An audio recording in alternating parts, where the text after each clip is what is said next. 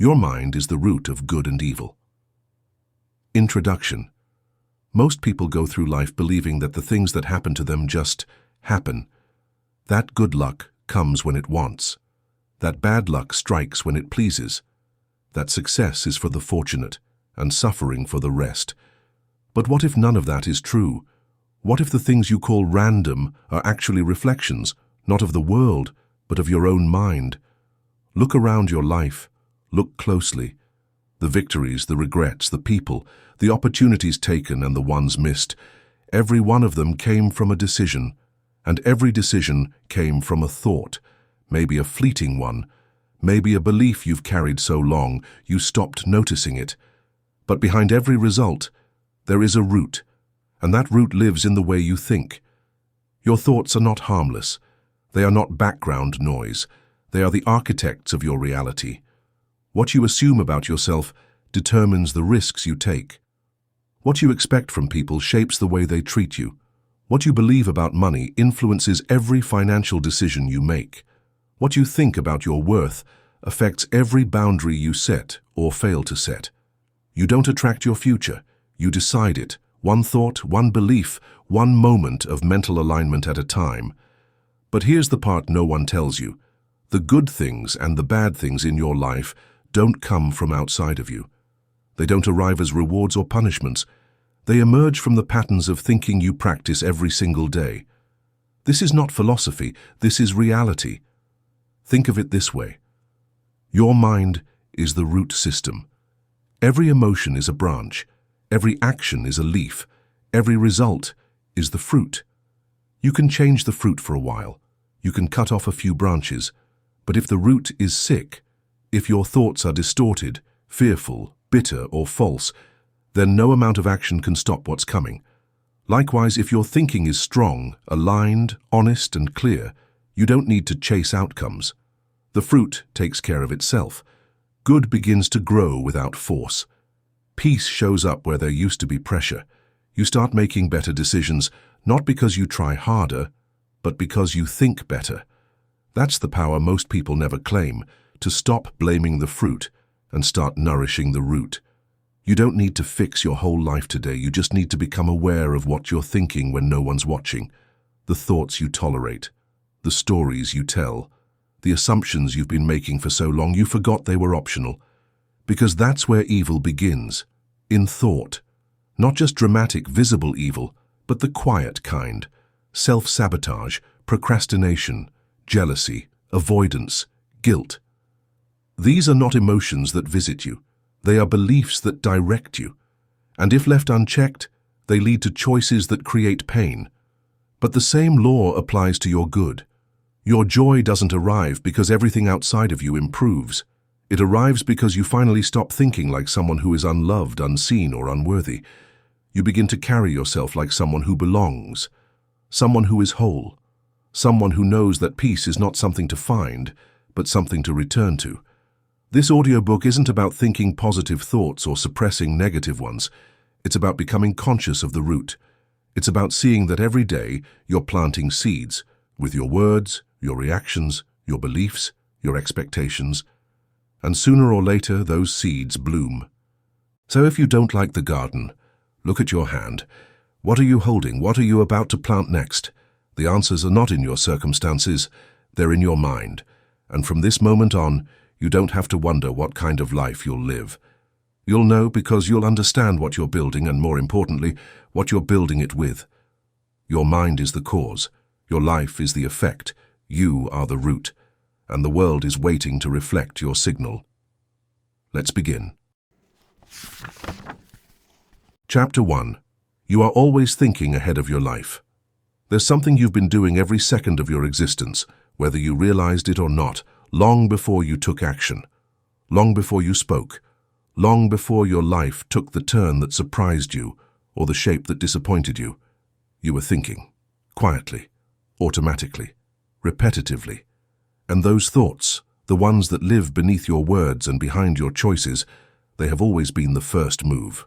Before any external result appears in your life, a decision is made. But before the decision, a belief is formed. And before the belief ever becomes visible, it starts as a thought, often small, subtle, and unchallenged. That's the origin, the invisible cause of your very visible life. People often say things like, "I don't know how I got here," or "everything just fell apart," or "it's like it happened overnight." But nothing in your life happens overnight. Nothing just happens. Everything you see around you was shaped in advance in the mind. You are always thinking ahead of your life. It's not the big decisions that shape you most. It's the small, unconscious ones. The ones you make without realizing they're even decisions. Should I speak or stay quiet? Should I go or remain? Should I believe I deserve better or not? And behind each of these micro-movements is a thought you've practiced so many times that it no longer feels like a choice. It feels like truth. You've been conditioned to focus on what you're doing, how hard you're working, or what habits you're building. But all of that is secondary. The foundation is always thought. The choices you make every day, even the ones that seem automatic, and especially those, come directly from your inner narrative. Before you said yes to something that turned out wrong, you had a thought, "Maybe I don't have better options." Before you said no to something that could have changed your life, you had a thought, "This probably isn't for me." Before you procrastinated, you thought, "I'm not ready yet." Before you gave up, you thought, "This probably won't work anyway." And before you ever made progress, you thought something new. "This time I can." The point is not to blame you for your thinking. The point is to show you your power. Because until you see that your thoughts are the source of everything you live, you'll keep trying to fix your life from the outside. You'll keep chasing results, fighting symptoms, adjusting behavior, never realizing that the only thing you ever needed to change was the thinking that preceded it all. This is the hidden law behind every breakthrough and every breakdown. Your life does not respond to your actions alone. It responds to the state of consciousness behind those actions, the tone, the intention, the emotional signature that your thoughts are generating every moment. If your inner world is vibrating doubt, your outer world will reflect resistance. If your mind is flooded with scarcity, no amount of budgeting or hard work will bring lasting peace. If you carry unworthiness in your thoughts, you will walk past open doors without seeing them, or sabotage the ones you step through. On the other hand, when you begin to master the way you think, even your smallest actions begin to multiply. Even your pauses become powerful. Even your presence shifts rooms. Not because you're doing more, but because you're thinking from a higher level.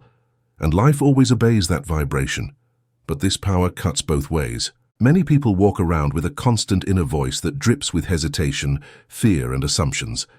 They don't believe in themselves, not because they're incapable, but because they've never changed the way they think about who they are. They wake up thinking small. They go to sleep thinking less of themselves, and every decision they make, or avoid, flows from that root. And then they wonder why things don't change.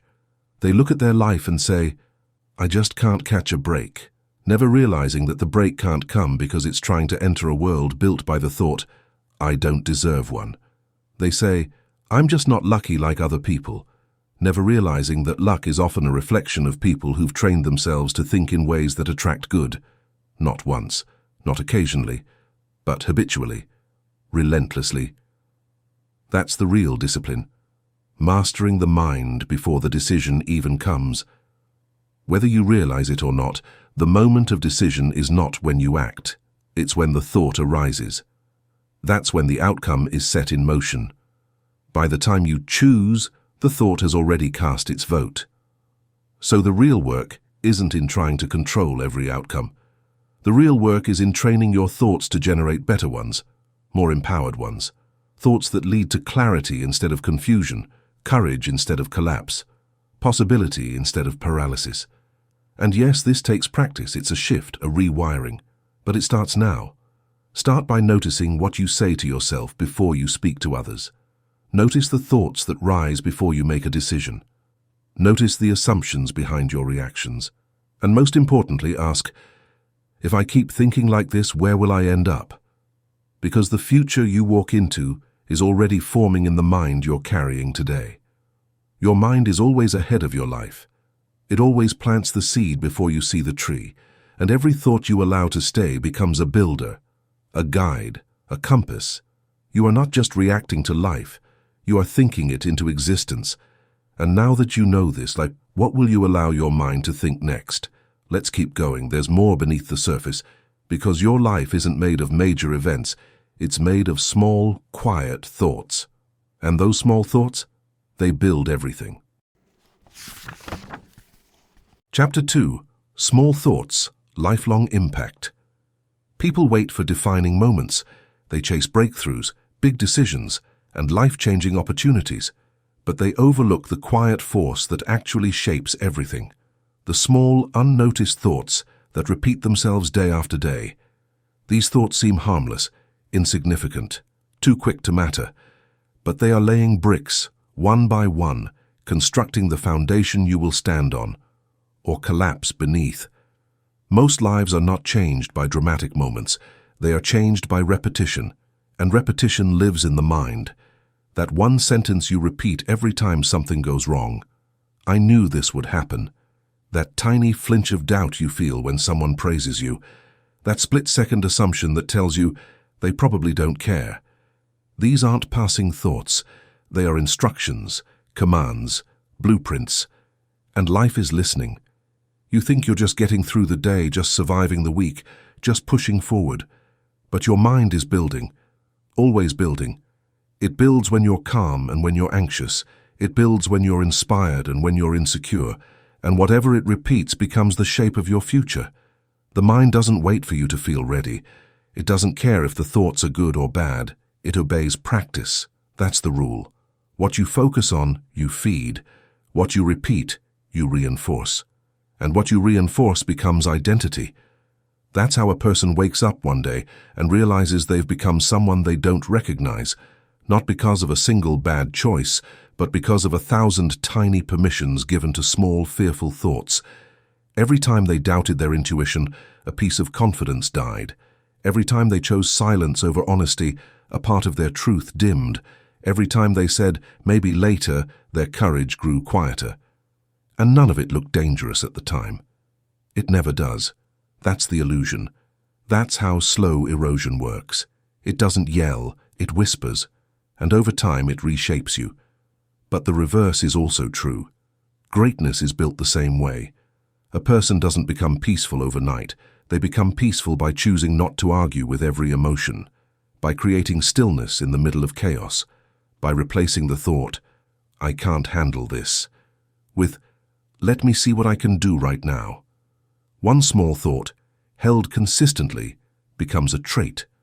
One trait, repeated daily, becomes character. And character decides everything. This is why two people can face the same event and come out completely different. One lets the event confirm their belief in their own limitation. The other uses it to reinforce their belief in resilience. The event didn't decide the outcome, their thoughts did. And it started with something small. There are no neutral thoughts. Each one either strengthens you or weakens you. Each one either aligns you with the life you want or pulls you further away from it. But we've been trained to ignore them. We don't take seriously the quiet voice that says, I always mess this up. We let it slide when we say, this always happens to me. We laugh off the self-insults, not realizing they're entering the subconscious like seeds dropped into fertile soil. And every seed will produce fruit eventually. So the question isn't whether your thoughts are shaping your life. They are. The real question is, what are you rehearsing without realizing it? What's playing on loop that you've stopped noticing? It could be the casual mental habit of assuming people don't really want to hear from you. That thought seems small. But then, you stop calling. You stop asking. You stop showing up, and the result? Loneliness that looks like fate, but was actually formed in thought. It could be the quiet belief that money is hard to earn. That thought doesn't shout. But then you undercharge. You hold back ideas. You hesitate to take risks. And the result? Scarcity that looks like reality, but was constructed silently. It could be the recurring self-story that says, I'm not someone who finishes things. That belief builds slowly until it becomes the reason you stop halfway, the reason your dreams stay incomplete. But here's the power. If a small thought can build a cage, a new small thought can build a key. You don't need to uproot your life to change it. You don't need a dramatic reinvention.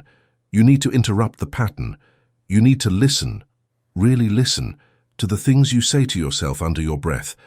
And when those words no longer align with who you're becoming, you replace them, not with fake positivity, but with intentional truth. You replace, "I'll never get this right," with, "Every time I try, I grow." You replace, "People always leave," with, "The right ones stay, and I trust myself either way." You replace, "It's too late for me," with, "Every moment is a door, and I'm still breathing."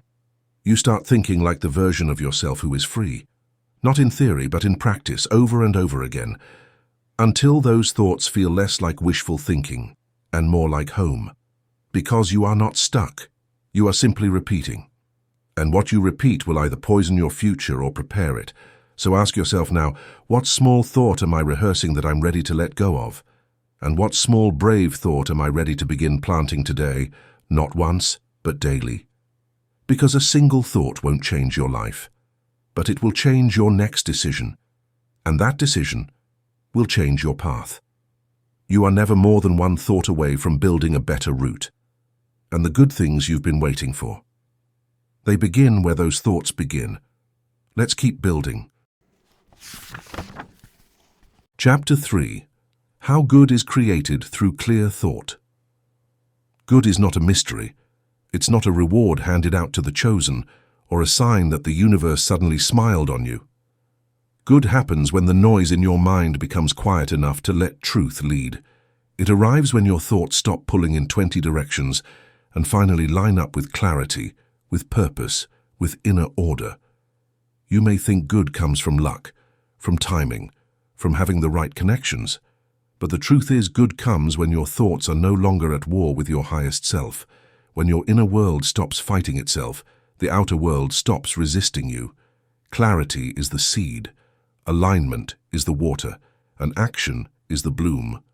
But without clear thought, pure, focused, steady, the ground remains dry and nothing grows. Most people don't realize how much energy they waste every day in indecision, self-doubt, overthinking, comparison, and fear of judgment. They may work hard, they may try their best, but beneath the action is confusion, and confusion dilutes power. Clarity, on the other hand, concentrates power. A clear thought is like a clean beam of light. It doesn't scatter, it doesn't ask permission, it cuts through the fog. And when that kind of thought leads your choices, life organizes itself around it, not instantly, but inevitably. A person who thinks clearly knows what to say no to.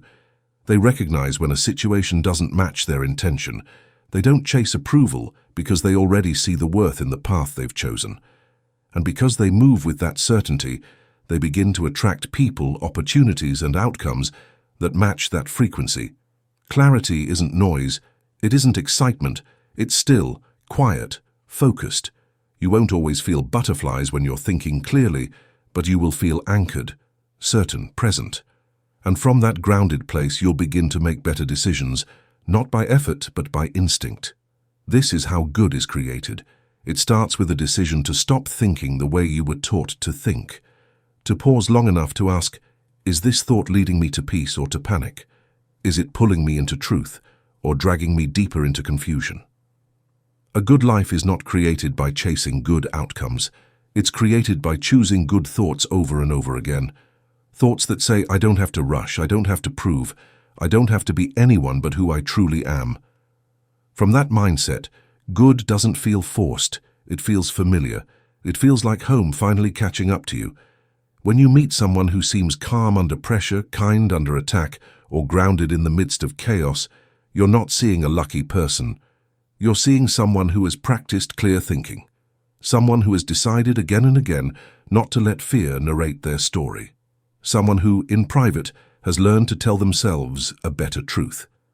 Clear thought sounds like this. I am not this moment. I am the one choosing how to meet it. I don't need to control everything. I need to stay aligned with what I value. I don't need to rush to prove my worth. I've already decided I have it. These aren't affirmations. They're anchors.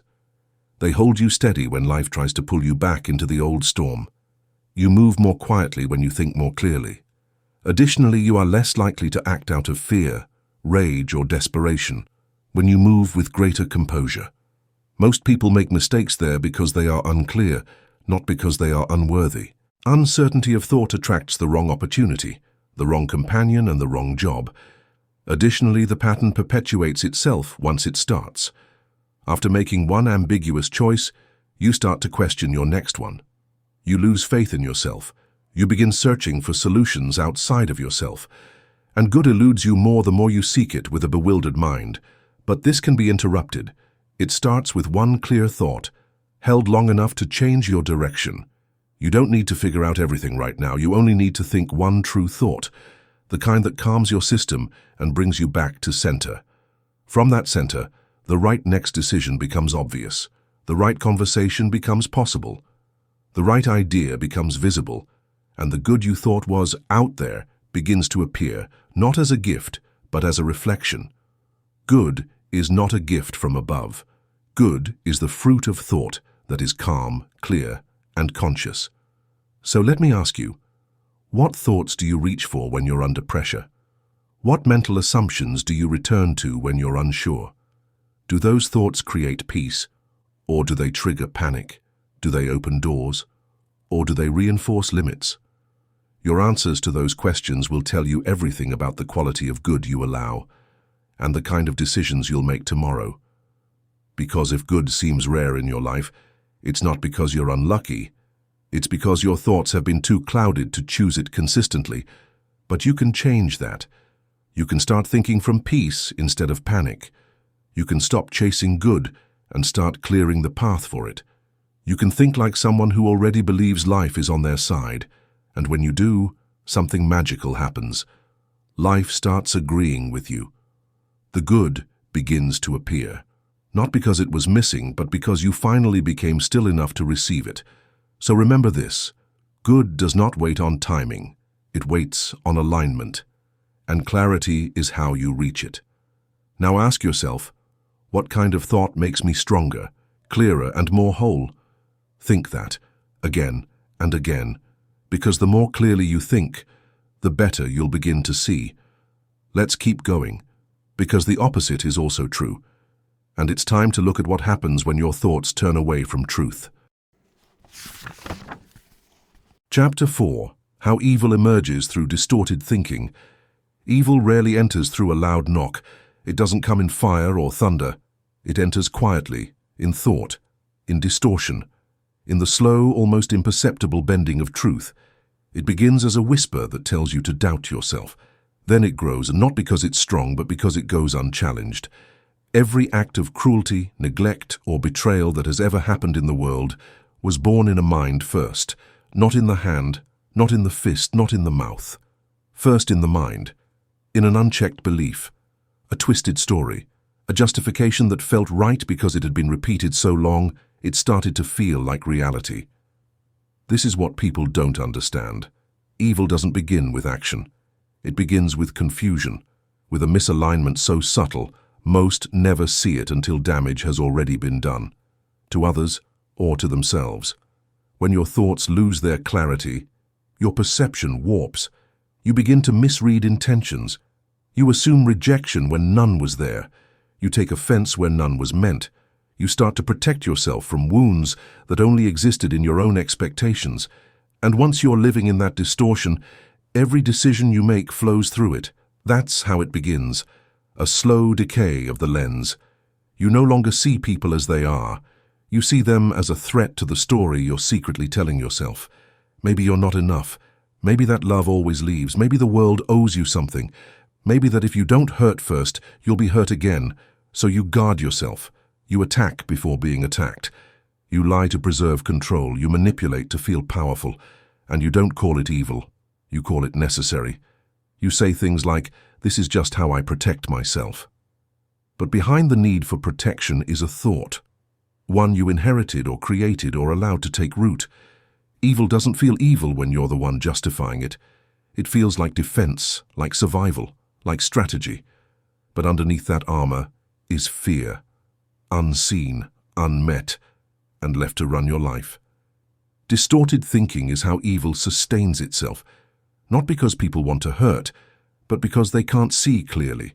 And a mind that doesn't see clearly becomes dangerous. Not just to others, but to the one thinking those thoughts. You don't have to raise your voice to damage someone. You only have to believe they're beneath you. You don't have to break something to poison it. You only have to keep thinking from fear, from anger, from lack. The vibration of those thoughts will do the rest, and what you project, you perpetuate. You project your unworthiness, and it shapes your relationships. You project your bitterness, and it bleeds into your work. You project your distrust, and suddenly no one seems safe. You project guilt, and soon the world feels like a mirror of punishment. This is how people begin to self-sabotage, not because they're bad, but because their thoughts are unclean. Not unclean in a moral sense, unclean in a vibrational sense, cluttered with wounds that were never processed, fears that were never released, and beliefs that were never chosen consciously. If you believe the world is hostile, you will unconsciously invite conflict. If you believe you are unworthy, you will unconsciously resist good things. If you believe you're doomed to fail, you will make choices that quietly guarantee it.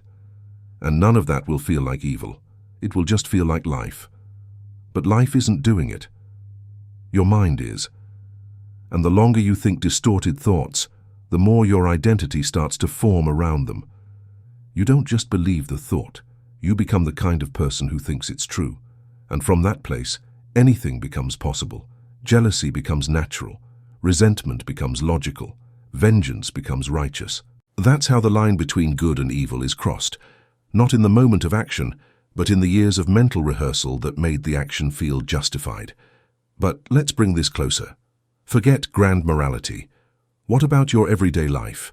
Have you ever talked yourself out of an opportunity because you believed you weren't ready? That's a distortion. Have you ever treated someone coldly just because you assumed they didn't like you? That's a distortion. Have you ever punished yourself for not being perfect? Belittled your dreams because they seemed too far away? Distrusted someone who was trying to love you? All distortion. And every time you let that thinking pass without question, you plant a seed that grows into a decision, a choice, a pattern, and eventually a life that feels dark, not because you are dark, but because the light inside your thoughts was never turned on. So, how do you turn it on? Not with guilt, not with punishment, with awareness. You start by watching what you think when you're triggered. You notice how you interpret silence, failure, delay, and criticism, and instead of reacting, you ask, is this thought clean? Is it coming from truth or from fear? And if it's fear, you pause, you breathe, you replace it. Because the moment you replace one distorted thought with a clearer one, not a perfect one, just a clearer one, you begin to purify your perception. And a purified perception makes evil impossible. You stop assuming the worst. You stop making others the enemy. You stop becoming your own enemy. You don't need to erase all bad thoughts. You only need to stop giving them the authority to guide you. Clarity is not perfection. Clarity is awareness. And once you become aware of the distorted patterns in your mind, they lose their grip. So remember this. Evil is not some external force waiting to strike.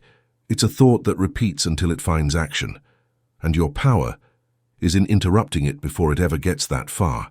You don't need to fight evil. You only need to see through it, and the moment you do, it disappears. Let's keep going, because now that you understand the damage distortion causes, it's time to reclaim the only power that breaks it, the mind that broadcasts. Chapter 5. The Mind as a Broadcasting Signal. You become what you send. Right now, at this very moment, your mind is not just thinking, it's emitting, broadcasting, radiating signals into the invisible field around you. Whether you're conscious of it or not, you're always sending something, a mood, a tone, a frequency. And the world around you, it's listening, it's responding, it's organizing itself according to what you've unconsciously declared. Thoughts are not silent in the language of the universe. Every belief you hold, every emotion you energize sends a signal. And that signal shapes what you attract, what you notice, what you repel, and what finds you. This isn't abstract. This is law. Think of a radio. The station you hear depends entirely on the frequency you tune to. You can turn the dial any direction you want, but you will only receive what matches your setting. You can't be tuned to bitterness and expect joy to play. You can't emit fear and receive peace. You can't send signals of lack and attract abundance, not consistently. The universe is not listening to what you want. It's listening to what you are. And what you are is what you radiate. You are a transmitter. The thoughts you rehearse are the programs you broadcast. The beliefs you cling to become the vibration you feed into the field. And life mirrors that vibration back to you. Not to punish, but to reveal. Not to judge, but to reflect. This is why the same person can try again and again, a new job, a new partner, a new goal, and still encounter the same problems. It's not the situation that's repeating. It's the signal. They are tuned to the same frequency even if the circumstances change. People say, "I don't understand. I keep trying to move forward, but nothing changes." And the reason is almost always this. They've changed their effort but not their emission. You are not what you do, you are what you transmit. And your transmission begins with thought. You've been broadcasting since you were a child. You've broadcasted unworthiness when you didn't feel heard. You've broadcasted fear when you were told not to speak up. You've broadcasted invisibility when you assumed your needs were too much. And over time, those signals solidified into identity. And that identity became magnetized to more of the same. But you can change the signal. You don't have to stay stuck in the old frequency. You don't have to keep vibrating guilt, shame, regret, or fear. You don't have to keep attracting what confirms the worst about you. You can shift the dial. And when you do, everything starts to move. But here's the secret. It doesn't begin with speaking differently. It begins with thinking differently, again and again, until the new thought becomes your new station. If your mind is always broadcasting, then ask yourself, what am I sending right now? Are you broadcasting calm or anxiety? Are you broadcasting worth or neediness? Are you broadcasting expectation or doubt? Your life isn't responding to your surface-level intentions. It's responding to the undercurrent, the deeper signal you don't even realize you're sending. The person who keeps getting abandoned is often broadcasting, "I don't trust love to stay." The person who keeps failing just before success is often broadcasting, "I'm not sure I deserve to win." The person who attracts chaos might be broadcasting, "If it's peaceful, it can't be real."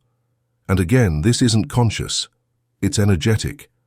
The broadcast doesn't come from what you say when you're thinking positively for 5 minutes.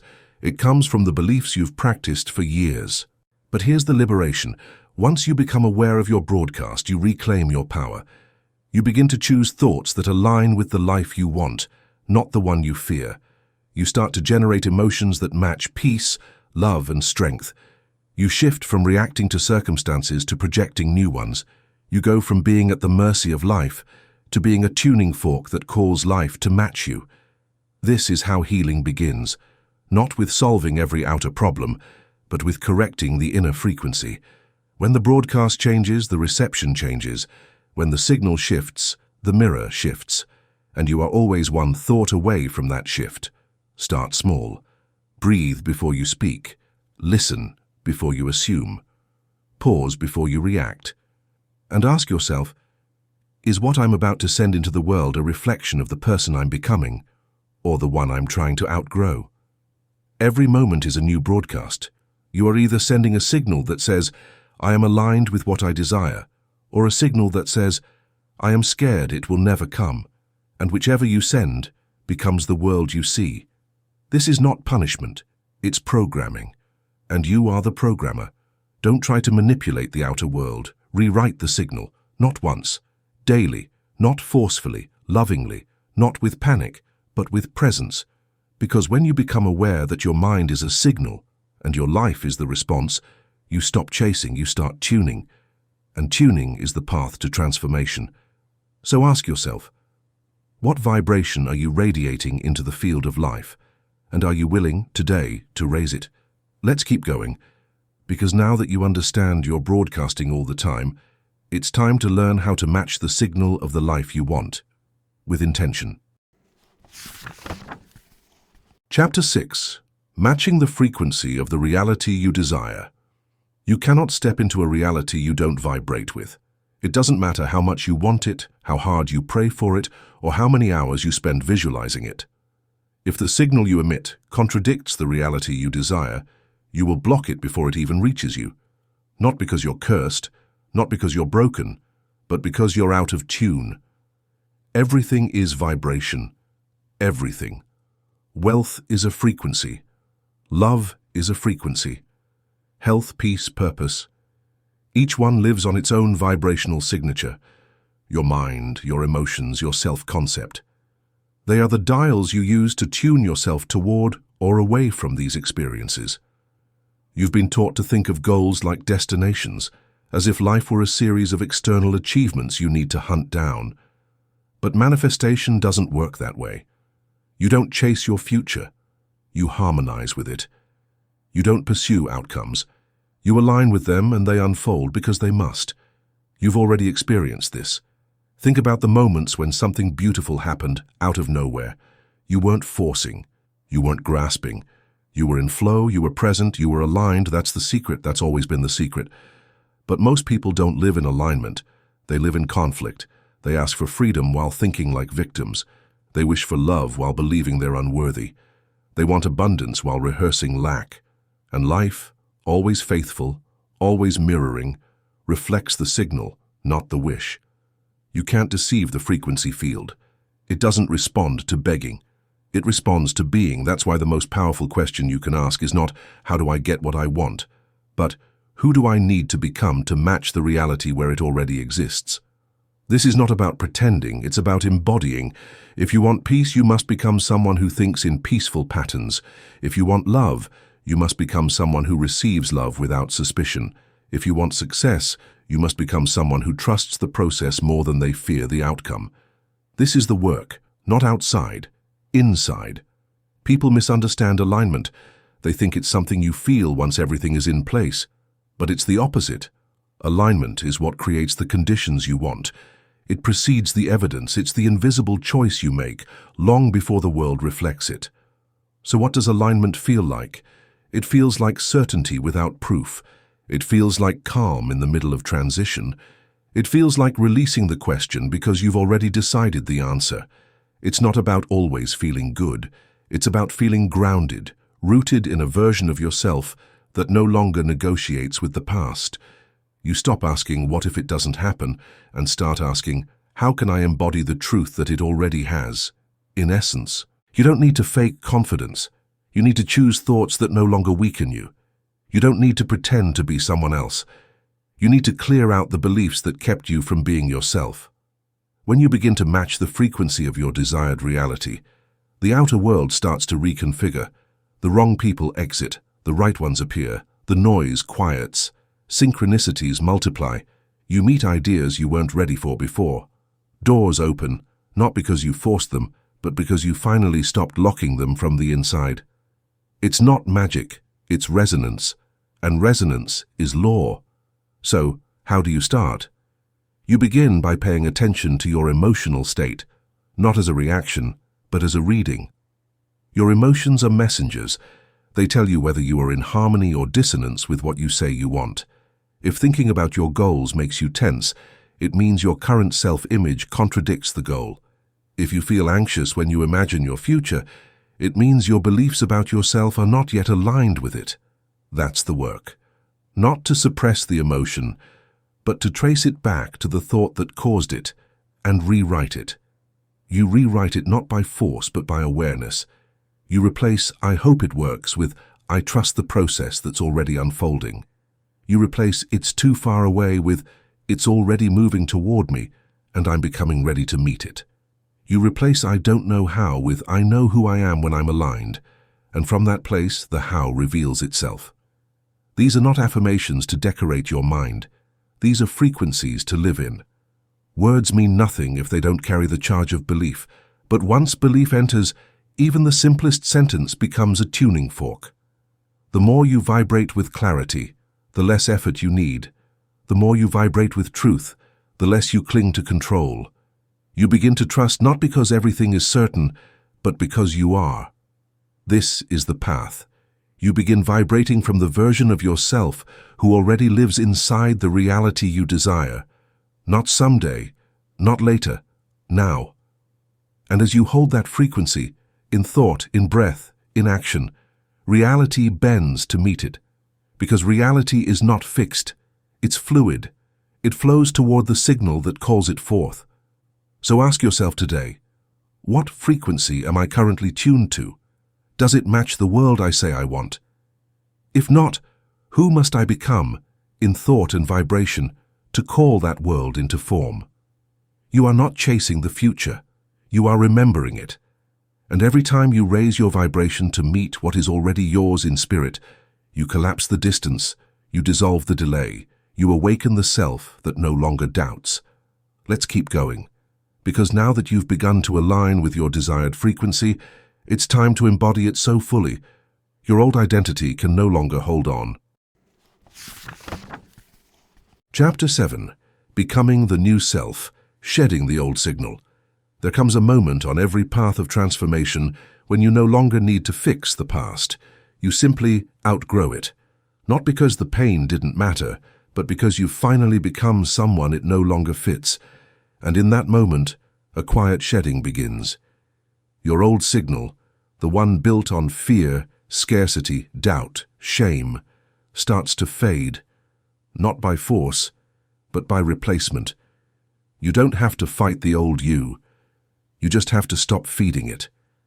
This chapter of your becoming is not about effort, it's about embodiment, about breathing into the version of you who no longer vibrates like a wound, but like a truth, a whole truth, not a wish, not a persona, not a performance, a vibrational declaration of who you've chosen to be now.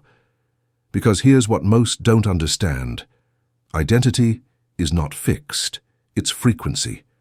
The self you think you are is simply the signal you've practiced the most. And if you want to change your life, you must be willing to stop sending the signal that sustains your suffering. You cannot become new while carrying the resonance of the old. You can't move into freedom while vibrating with self-rejection. You can't meet divine timing while still tuned to unworthiness. And so, the shedding begins. It's not dramatic. It doesn't happen in one night. It happens in the quiet. In the moments where you would have reacted with fear, but now you pause.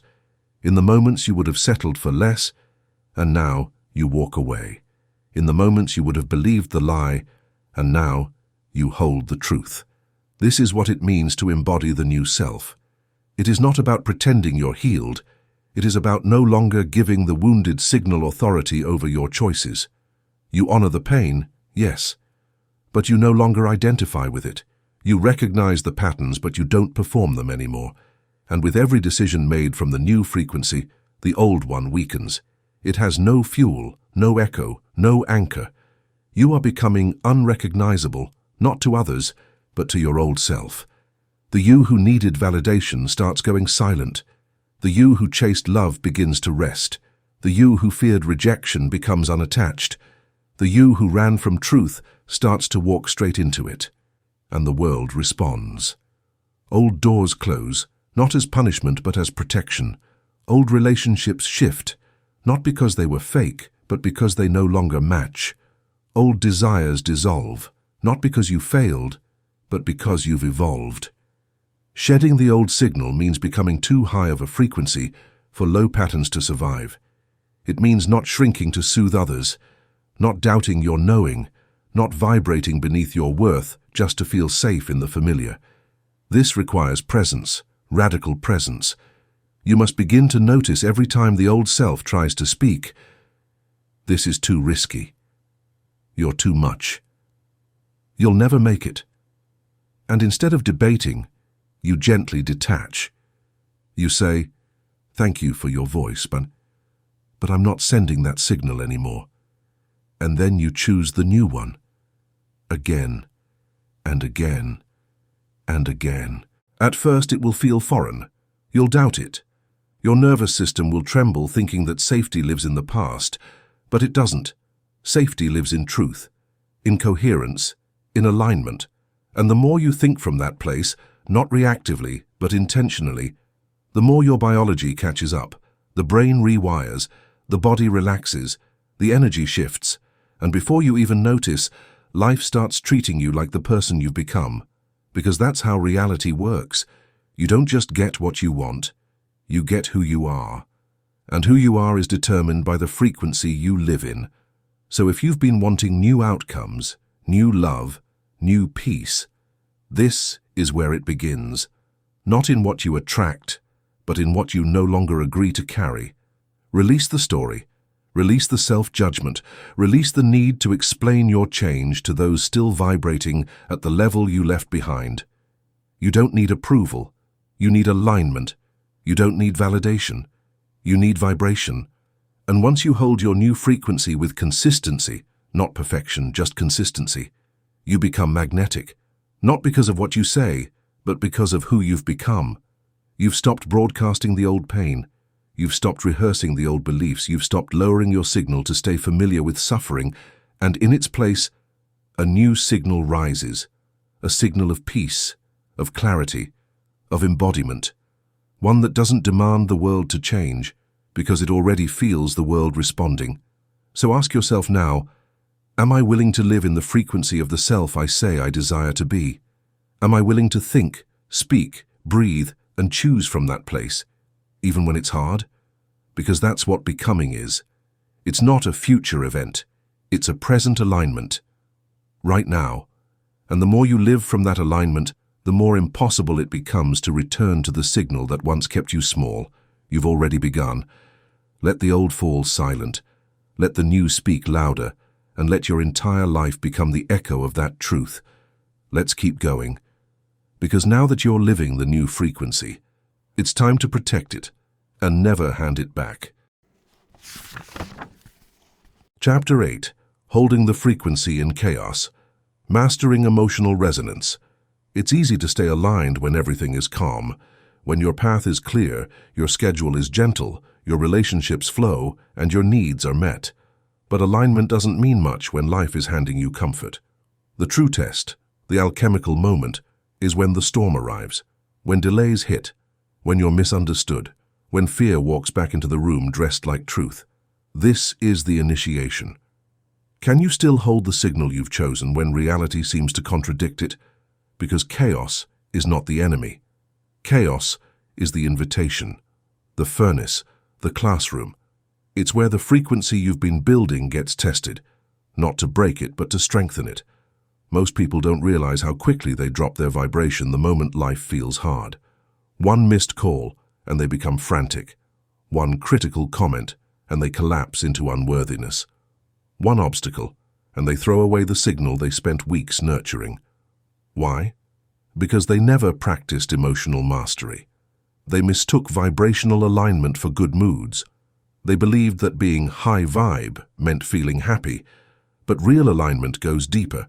It's not about mood, it's about resonance, and resonance can remain even in grief, even in fear, even in the middle of life unraveling. The key is not avoiding chaos, it's learning how to respond to it without losing yourself. And that begins with remembering this: no outer storm can override an inner command unless you surrender your authority. Every emotional wave that rises is not a message to obey, it's a message to read. Anger, fear, sadness, they're not flaws in your frequency. They're signals asking for your attention, not your identity. You feel anxious? That's fine. Breathe. Don't become it. You feel disappointed? Let it rise. Witness it. Don't broadcast it. You feel rejected? You can still hold your center. The world rejecting you is not the same as you rejecting yourself. Emotional resonance is about training your inner state to be steady, not silent. Flexible, not fragile. You're not here to suppress your feelings. You're here to integrate them without allowing them to hijack your vibration. You must become a calm tuning fork in a world of noise. That's power. And to get there you need ritual. When chaos rises, you must have practices that bring you back. Breathwork, silence, mantra, stillness, a walk in nature, a return to your vision. These aren't spiritual luxuries, they are vibrational necessities. Because without ritual, reactivity takes over, and when you're reactive, you vibrate from survival. You radiate confusion, and the universe, as always, reflects your signal. You say, But how can I stay in alignment when everything is falling apart? And the answer is because the falling apart is proof that you're no longer vibrating at the level that built the old. Everything collapsing is everything that can't follow your new signal.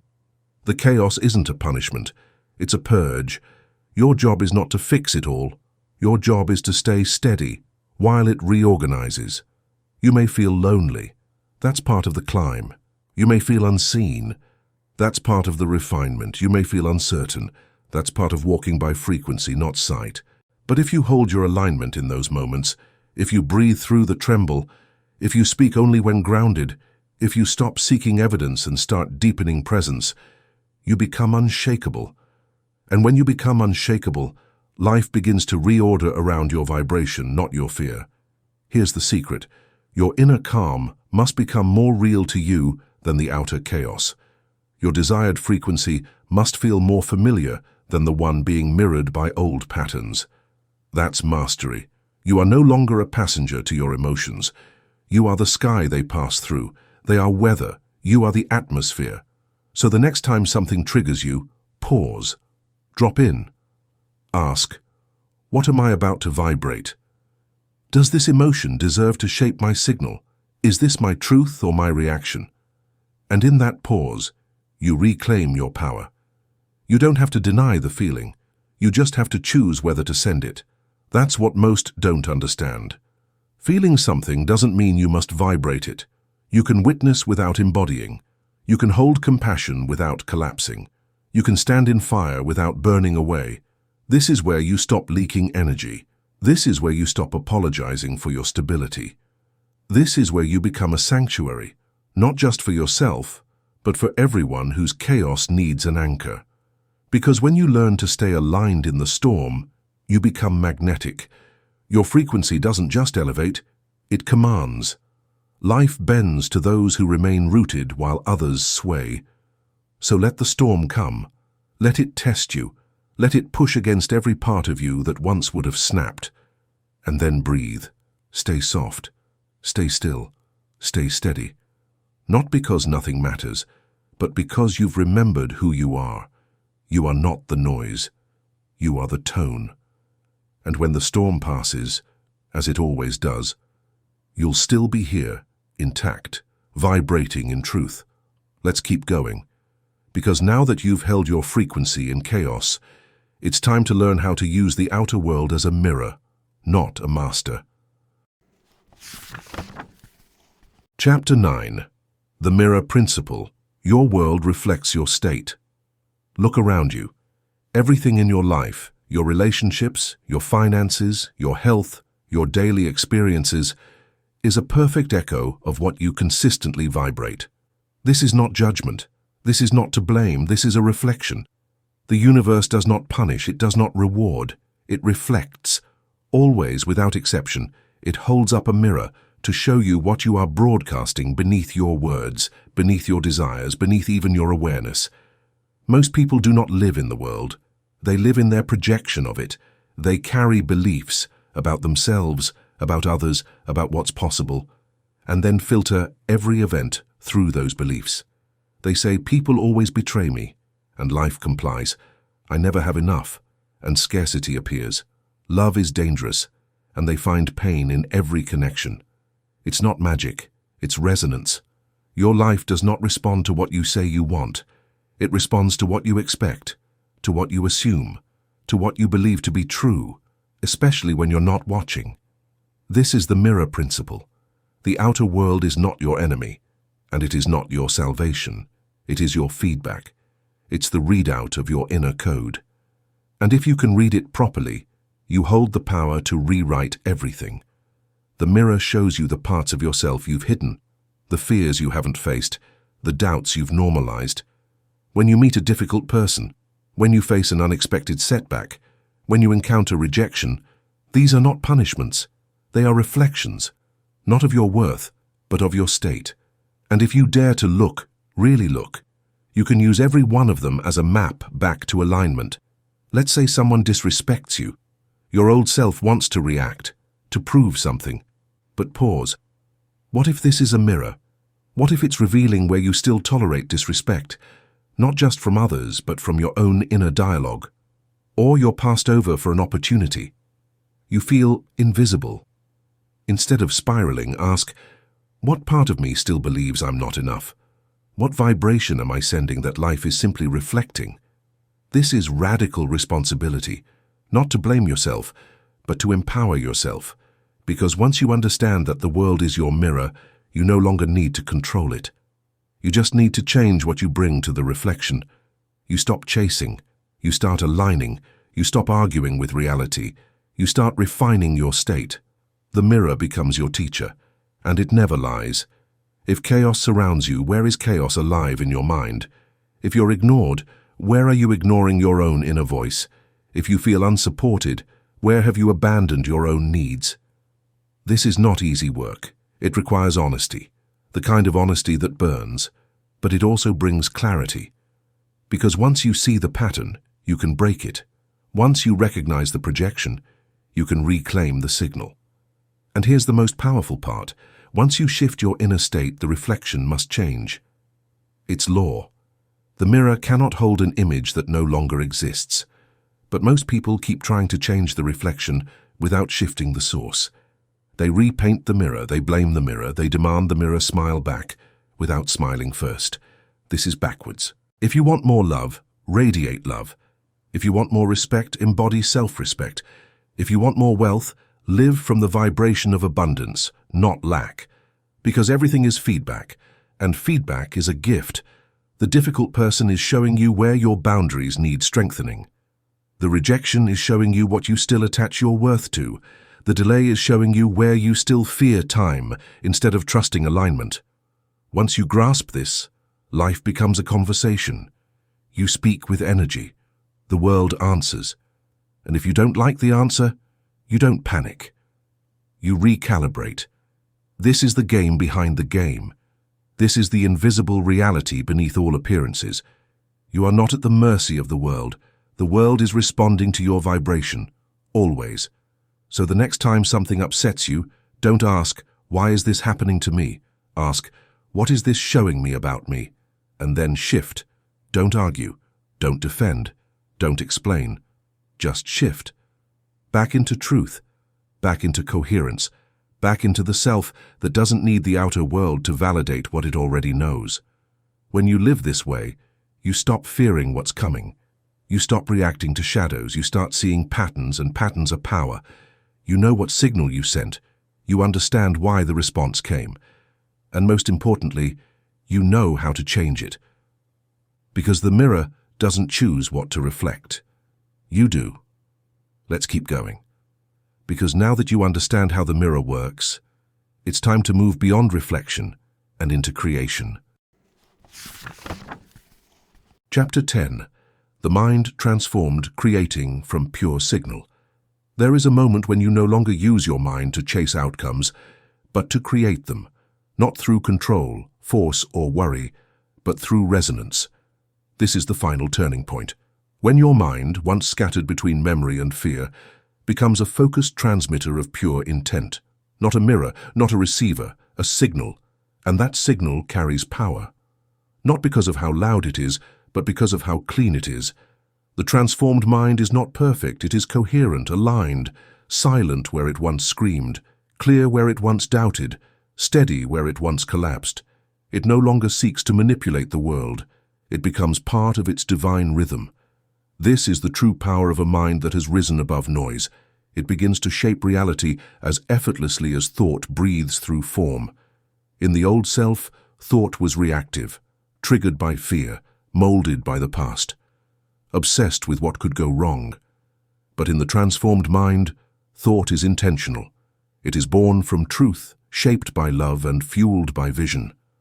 The world begins to change, not because it must obey you, but because it can no longer ignore you. Because you've become the signal. You no longer ask for what you want. You become it. You don't hope for peace. You think from peace. You don't wait for abundance. You think as abundance. You don't pray to be chosen. You think as someone who already knows, I am. The difference is everything. Because when thought aligns with being, manifestation becomes magnetic. Results no longer feel like luck. They feel inevitable. But this requires discipline, a sacred discipline of frequency. Every thought must now pass through a higher filter. Does this reinforce the signal I've chosen to live from? You catch old habits before they rewire. You notice language that slips into limitation. You redirect inner narratives that belong to the former version of you, not out of shame, but from mastery. You no longer allow the mind to become a channel of contradiction. And when contradiction ends, creation begins. This is what few ever realize. The greatest creative force is not desire. It is clarity. And clarity comes from coherence. When your thoughts, emotions, and expectations all match the frequency of the life you've chosen, that is a pure signal. From that signal, you begin to live not reactively, but creatively. You're no longer sculpting your life from reaction to what's broken. You're sculpting from truth and from wholeness, from a vision that's already complete in the unseen. You stop trying to change the world, you start broadcasting a new one, and the world listens. Opportunities appear that match your frequency. People exit who no longer fit it. New timelines emerge without effort. You're not forcing doors open. You're being pulled through the ones you've silently summoned. Because a coherent mind doesn't fight life. It synchronizes with it. You've come full circle. You've stopped being a victim of thought. You've become its master. You think on purpose. You speak with precision. You imagine from truth. And you rest, knowing your vibration is enough. This is the mind no longer divided against itself, no longer a battleground, no longer a fog, but a temple, a transmitter, a divine instrument that now serves its true function, to create through stillness, to manifest through resonance, and to embody the reality it once only dreamed of. You don't just think anymore, you transmit, and what you transmit is no longer noise, it is light. Conclusion. Return to the root. You've traveled deep into the silent engine behind your life, your mind. Not just the thoughts you think, but the frequency you hold. And now you know. Every joy, every sorrow, every moment of light and shadow. They didn't come to you by accident. They came through you, shaped by what you vibrated before you ever spoke a word. You are not cursed. You are not broken. You are broadcasting. And now you can choose. To think with intention, to feel with awareness, to live as a clear signal that no longer distorts truth. You are not the echo of the world. You are the origin point. Your mind is the root, and life is the echo. So tune it, protect it, honor it, because when your mind becomes whole, your world follows, and everything you once hoped for starts happening without the need to chase it. Why? Because you've finally become the vibration life can't ignore. Let that be your beginning, not the end.